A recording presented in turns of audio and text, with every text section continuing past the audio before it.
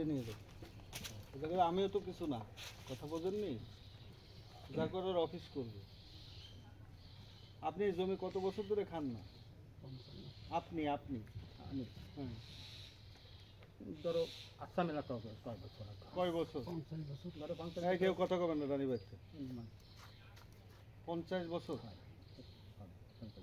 50 বছরের পরে এসে ঠিক পেলেন কীভাবে?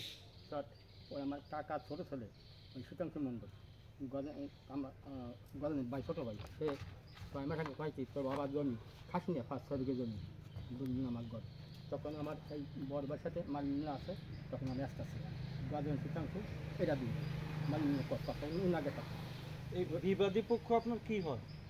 আমার ভাই ভাই খুড়তো ভাই খুড়তো ভাই মানে চাচাতো ভাই, তাই? ওনাকে তো মামলা করতাম তখন আমরা তো যখন ওই কথা কয়েছে তখন ওই বড় ছেলেটা ওই ইয়ে থেকে কাগজপত্র আনতে গিয়েছে তখন তাকে মেরে দলিল দাম আসলো আমাকে খাই তখন ওই দলিল পাইছে যখন কইতে বলে তোকে জমি 5-6 বিঘে জমি খাসি দলিল নাম আসবে তখন খুলে গেছে খুলে যাইয়া কেসিটা জমি পাইছে তাই স্যার এখন উদ্ধার করে। আর ভাই আপনি এই বুদ্ধি দিছে কে যে মানবাধিকারে যে অভিযোগ দেন? এটা তো আমি অনলাইনে দেখছিলাম, অনলাইন দেখার পরেই আমি নিজেই আগাইছি এটা।